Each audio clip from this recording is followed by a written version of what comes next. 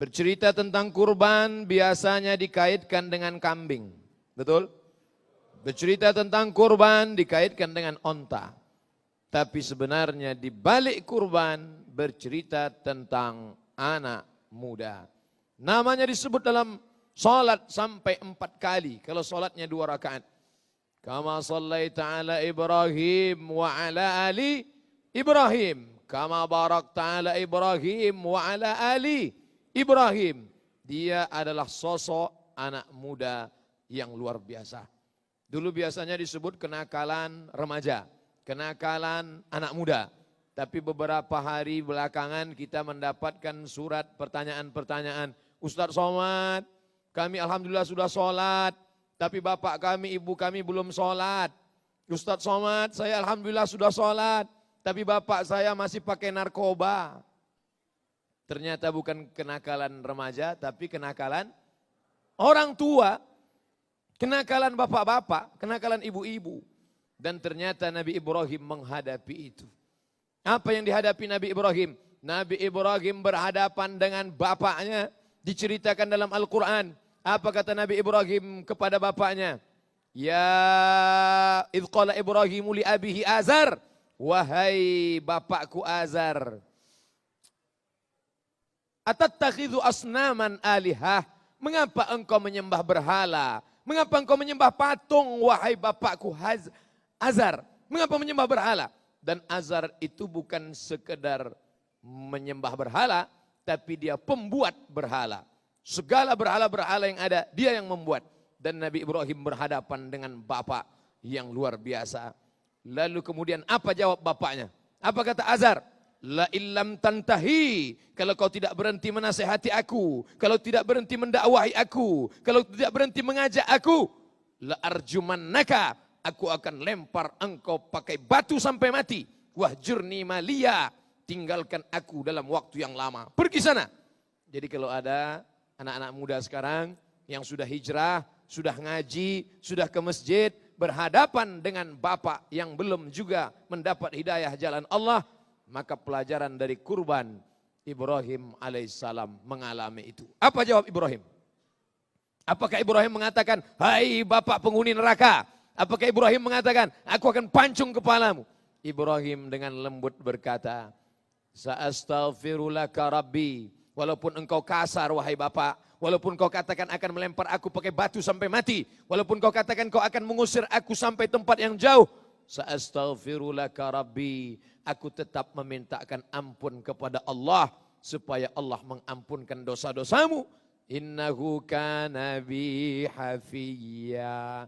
Allah itu dekat dengan aku dan dia mengabulkan doa-doaku. Oleh sebab itu pelajaran anak-anak muda zaman sekarang, kalau kalian sudah hijrah, baik. Kalian sudah meninggalkan pacaran, mantap. Kalian sudah istiqomah ke masjid, hebat. Tapi ketika berhadapan dengan orang tua yang belum hijrah, masih lagi belum sholat, masih lagi pakai narkoba, masih lagi minum khamar. Jangan mentang-mentang sudah ngaji, sudah punya guru, sudah dekat dengan ustadz, merasa diri penghuni sorga, pulang ke rumah, panggil ayah, panggil ibu. Papa, sini, mama, sini, duduk sebentar. Assalamualaikum warahmatullahi wabarakatuh. Bukan begitu. Pakai lidah orang lain, pakai bahasa orang lain, yang santun, yang lembut, yang baik. Mungkin hidayah sampai ke hatinya. Caranya boleh jadi kata-kata yang dipakai kasar, menyentuh, menyinggung perasaannya. Tapi kalau kau pakai lidah orang lain, bahasanya bahasa alim ulama, bahasanya bahasa tokoh masyarakat, orang yang omongannya didengar, yang kira-kira katanya masuk ke hati orang tua kita, sampaikan pesan, paman, pakcik, ibu, bapak, bisa tak sampaikan ke ibu saya? Ustadz, bisa tak sampaikan ke ayah saya? Maka ini semua adalah dakwah. Dakwah bukan berceramah, tablik akbar, ditonton oleh orang satu lapangan sepak bola. Bukan. Apa itu dakwah? Ayyahdiyallahu bika rajulan wahidan. Satu orang dapat hidayah karena mulutmu. Satu orang dapat jalan kebenaran karena kata-katamu. Khairum min humurin na'am. Lebih baik daripada engkau memiliki seekor unta yang merah. Pada zaman Nabi SAW Onta yang merah adalah kendaraan termahal, kendaraan besar, megah, mewah, hebat, super. Tapi kemudian ada yang lebih hebat daripada itu ketika engkau bisa menyampaikan hidayah Islam kepada ayah kandungmu, kepada ibumu. Ini pelajaran yang pertama dari perjalanan hidup Nabi Ibrahim alaihissalam. Kita lanjutkan. Bagaimana Nabi Ibrahim alaihissalam? Ibrahim berhadapan dengan orang-orang yang menyembah patung-patung. Tapi Nabi Ibrahim tidak berkata lalu berkata, hai kalian penduduk kampung, kalian semuanya sesat, kalian semuanya salah. Tidak. Ibrahim yang anak muda, yang perkasa, tidak hanya fisiknya yang sehat, tidak hanya tubuhnya yang kuat, tapi otaknya juga cerdas. Ini tipe model anak muda zaman dulu yang masih bisa kita ikut relevan sampai zaman milenial, sampai anak muda zaman now. Cerdas otaknya, smart, anak muda yang hebat. Apa yang dilakukan Ibrahim alaihissalam? Nabi Ibrahim masuk ke dalam tempat ibadah. Dia lihat ada patung-patung, dia hancurkan, dia pecahkan, dia hancurkan. Lalu kampak yang besar itu dia gantungkan di leher berhala patung yang paling besar. Pada waktu petang hari, maka para petani-petani orang di kampung pulang. Mereka melihat hancur berkeping. Siapa yang menghancurkan ini? Lalu mereka sudah menebak, ini pasti ulah anak muda itu yang bernama Ibrahim. Dia pasti yang melakukan ini. Tangkap Ibrahim. Mereka tangkap Ibrahim. Apa kata mereka kepada Ibrahim? Anta fa'alta hadza bi alihatina ya Ibrahim? Engkaukah yang melakukan ini Ibrahim? Engkau yang sudah menghancurkan ini? Engkau yang sudah memporak-porandakan ini? Engkau yang sudah membinasakan berhala-berhala ini? Ibrahim dengan senyum menjawab. Apa kata Ibrahim? Bal fa'alahu kabiruhum hadza. Yang melakukan ini bukan saya. Bukan aku yang memecahkan. Siapa yang melakukan? Berhala yang paling besar. Kalau kamu tidak percaya, coba lihat. Kampaknya kan masih tergantung di lehernya. Ibrahim sebenarnya ingin mengajak berpikir. Hai kalian yang menyembah patung, yang menyembah berhala, coba kalian lihat ketika dia hancur berkeping, bisa tak dia membela dirinya? Bisa tidak dia menolak mudarat? Kalau membela dirinya saja tidak mampu, kalau membela dirinya dari penghancuran, pengrusakan saja tidak bisa, apalagi membela kalian dari azab Allah Subhanahu wa taala. Ternyata orang kalau sudah berdebat otak kalah, debat IQ kalah, maka yang bangkit adalah egonya, ototnya. Ibrahim, kamu boleh menang dengan otak, tapi dengan otot kamu pasti kalah. Ya jelas kalah. Ibrahim dikeroyok sendirian. Lalu apa kata mereka? Bakar dia. Hidupkan api unggun yang besar, tarik Ibrahim, masukkan ke dalam api, bakar dia hidup-hidup. Harriquhu, bakar dia. Mereka bakar Ibrahim alaihissalam. Pelajaran, anak-anak muda mungkin dengan otot, dengan otak kalian menang. Tapi ketika berhadapan dengan sebuah organisasi, berhadapan dengan kelompok besar, berhadapan dengan sebuah geng, kalian boleh jadi kalah. Menyerahkah kalian? Tidak. Karena mukjizat pasti ada. Kalian akan dibakar seperti yang dihadapi oleh Ibrahim alaihissalam. Satu kampung mengeroyok dia. Raja berkata, bakar Ibrahim, matikan dia, harriquhu. Di saat itu terjadi mukjizat besar. Apa kata Allah Subhanahu wa taala? Ya nar, wahai api. Ya nar, wahai api, kuni bardan, jadilah engkau bardan, sejuk, wasalaman, selamat. Andai Allah katakan bardan, wahai api jadilah engkau sejuk, mungkin Ibrahim alaihissalam akan mati kedinginan, beku dalam api itu karena kuasa Allah. Api yang panas membakar, Allah bisa balik hukum membakar menjadi membekukan. Kuni bardan, jadilah engkau sejuk kepada Ibrahim. Tapi Allah maha bijaksana, dia tidak hanya berkata bardan, tapi dia juga berkata wasalaman. Arti selaman, selamat. Jadilah engkau sejuk dan selamat bagi Ibrahim. Api tak membakar. Ikan tak bisa menelan. Api tak bisa membakar. Pisau tak bisa memotong. Siapa punya kuasa? Innama amruhu idza arada syai'an ayyakula lahu kun fayakun. Maka kita berusaha saja. Berdakwah ini kita buat saja. anak-anak muda yang sudah berdakwah, menapaki tapak-tapak kaki Ibrahim alaihissalam. Kau akan diperangi oleh ayah kandungmu sendiri. Kau akan dimusuhi oleh keluargamu. Satu kampung akan mengeroyok engkau. Tapi sabar, Allah ada bersama engkau. Apa yang terjadi? Ibrahim keluar. Api tak dapat membakarnya. Arang habis, besi binasa. Debu berterbangan dihembus angin.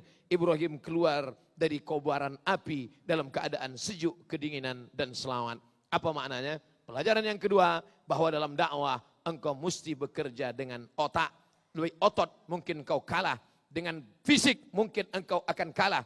Tapi otakmu, hatimu dekatkan dengan Allah. Mukjizat akan datang. Mukjizat sudah selesai. Kenabian sudah tidak ada lagi. Betul. Tapi Allah tetap menolong. Intan surullah.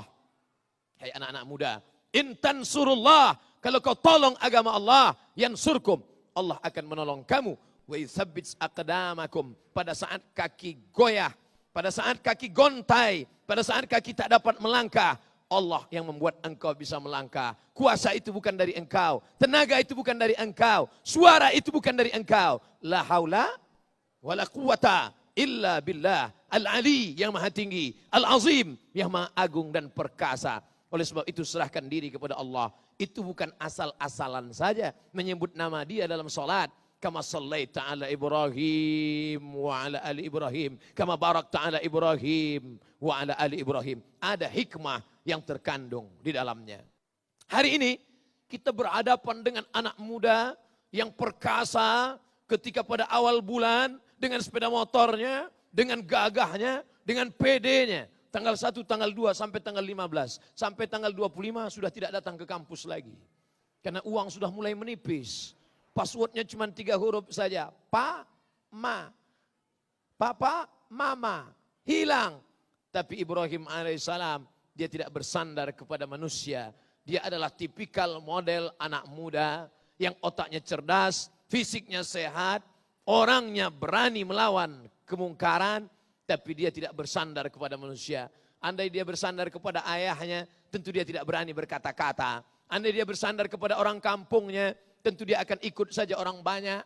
Wa in tuti aktsara man fil ard. Kalau kau ikut orang banyak, yudilluka an sabilillah. Mereka akan menyesatkanmu dari jalan Allah Subhanahu wa taala. Ibrahim tipikal model anak muda yang sehat fisiknya, sehat otaknya, tapi dia tidak bersandar kepada manusia. Bersandar kepada manusia hampa, bersandar kepada harta binasa, bersandar kepada kuasa sirna. Ibrahim bersandar hanya kepada Allah Subhanahu wa taala. Idza daqat 'alaika dunya, sempit semuanya. Yang selama ini kawan-kawan berubah menjadi lawan. Yang selama ini bersandar kepada harta, saatnya tiba harta tak lagi berguna. Yang selama ini bersandar kepada orang tua mati meninggalkan kita. Lalu kita bersandar kepada apa? Maka jangan katakan kepada anak-anakmu, nanti kalau aku mati kau akan makan apa? Nanti kalau aku mati kau tinggal di mana? Nanti kalau aku mati nanti bisnismu apa? Dunia ini penting, tapi ada yang lebih penting. Setelah kita mati, kita akan bertanya, kau bersandar kepada apa? Yang kau sembah apa? Kita ajarkan dia bagaimana Ibrahim alaihissalam berdiri dengan sendirinya. Ayah tak bisa diandalkan. Orang kampung membakar dan memusuhi. Raja ingin mematikan dia, tapi hatinya tetap hidup karena dia bersandar kepada yang maha hidup. Yuhyi wa yumit wa huwa ala kulli syai'in qadir.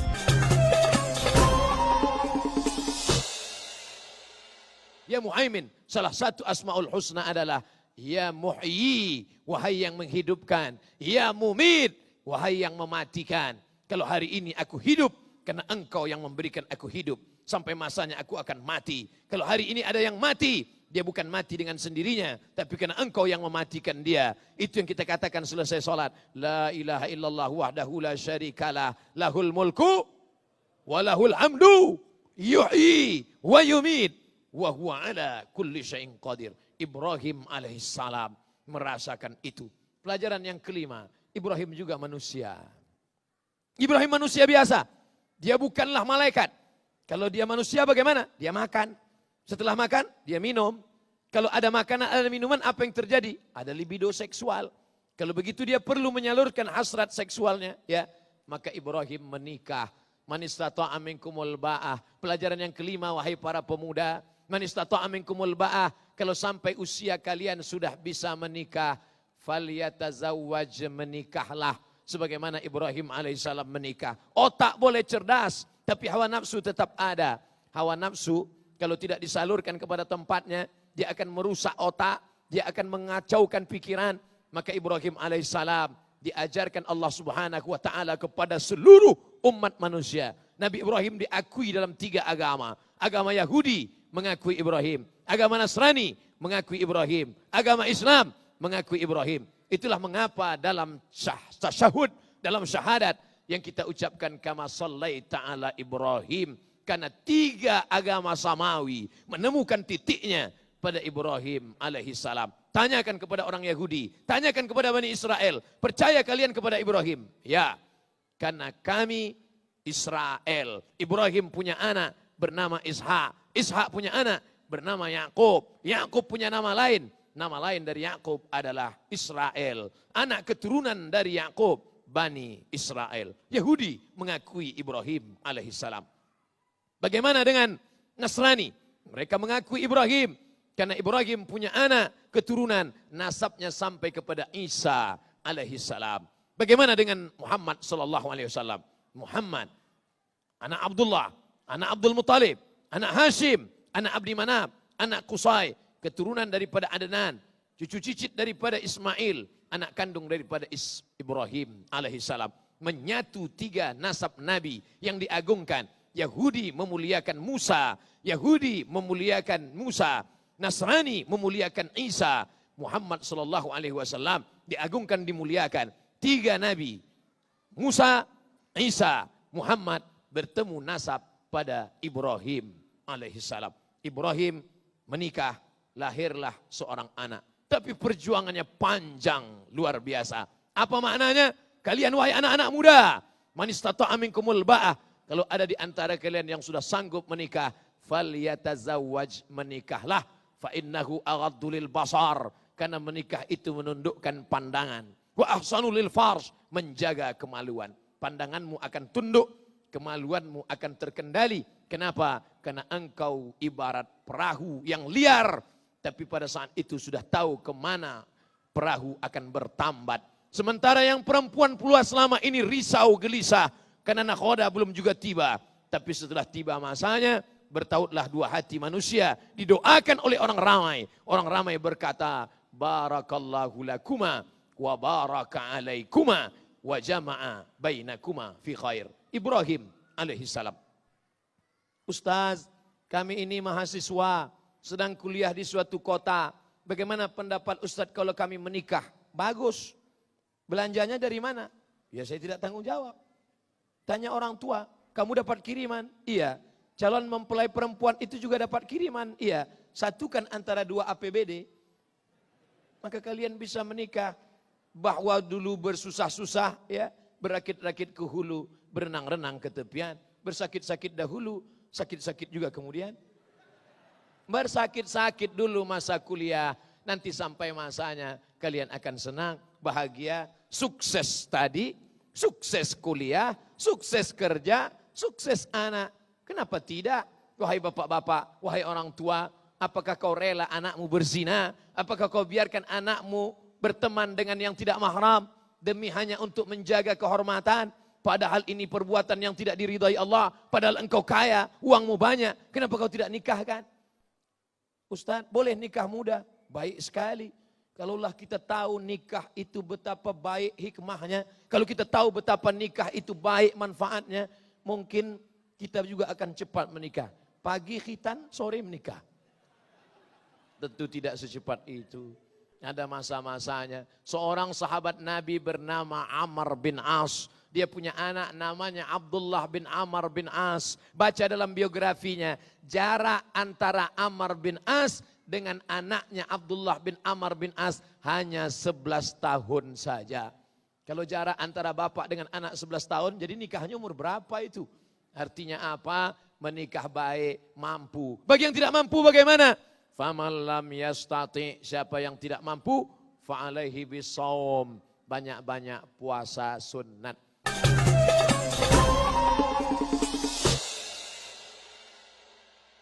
Mimpi Nabi Ibrahim bukan dari setan. Mimpi dari Ibrahim bukan igawan dan ingawan. Mimpi Ibrahim adalah wahyu dari Allah. Anni ara fil manam. Aku lihat dalam mimpiku. Anni azbahuka. Aku menyembelih lehermu. Fanzur madza tara. Apa pendapatmu wahai anakku? Anak Ibrahim bernama Ismail itu luar biasa. Kenapa anaknya berbakti? Karena dia juga dulu berbakti kepada orang tua. Apa kata anaknya? Ya abati. Wahai ayahku. If'al ma tu'mar. Laksanakan apa yang diperintahkan Allah. Satajiduni insyaallah. Insyaallah kau akan dapati aku. Minas sabirin. Aku sabar menerimanya. Bapak ibu kalau mau ngetes anaknya berbakti atau tidak. Pulang dari sini ambil pisau. Ya bunayya. Wahai anakku. Anni ara fil manam. Aku lihat dalam mimpiku tadi malam. Anni azbahuka. Aku menyembelih lehermu. Fanzur madza tara. Apa pendapatmu nak? Langsung dia pergi ke Pak Kapolres. Kepatuhan yang tunduk seorang anak bernama Ismail kepada ayahnya. Apa kata dia? If'al ma tu'mar. Laksanakan apa yang diperintahkan Allah. Satajiduni insyaallahu minas sabirin. Insyaallah aku sabar menerimanya. Laksanakan ya ayah. Watallahu lil jabin. Dia bawa anak itu ke atas bukit. Sampai ke atas bukit. Dibaringkan di atas altar. Dan ketika pisau sudah terasa sejuknya di leher. Terasa sejuknya, dinginnya ujung pisau di tepi leher. Kalau mau merasakan pulang di rumah, ambil pisau dapur letakkan. Sudah terasa, tinggal menarik sedikit lagi. Tinggal menarik sedikit lagi. Tapi apa yang terjadi? Ayatnya dibacakan tadi. Fafadainahu bidzib'in azim. Kami tebus dengan sembelihan yang besar. Tiba-tiba datang malaikat membawakan seekor kambing. Itulah sejarah kurban. Nanti kalau jamaah haji, jamaah umrah sampai ke Mina, di dekat melontar jumrah, di atas bukit ada istana raja, Raja Saudi Arabia, di tepi tembok ada tinggi sebesar tiang putih, ada kubah kecil di atas, kira-kira setinggi AC kita, nampak bulat, disitulah tempat penyembelihan Ibrahim ketika membawa Ismail. Sampai sekarang tugunya masih ada. Tapi pengalaman saya membawa jamaah haji umrah, hampir tidak ada jamaah yang bertanya, Ustadz di mana tempat penyembelihan Ismail? Tak ada. Yang selalu mereka tanya, di mana tempat beli batu cincin?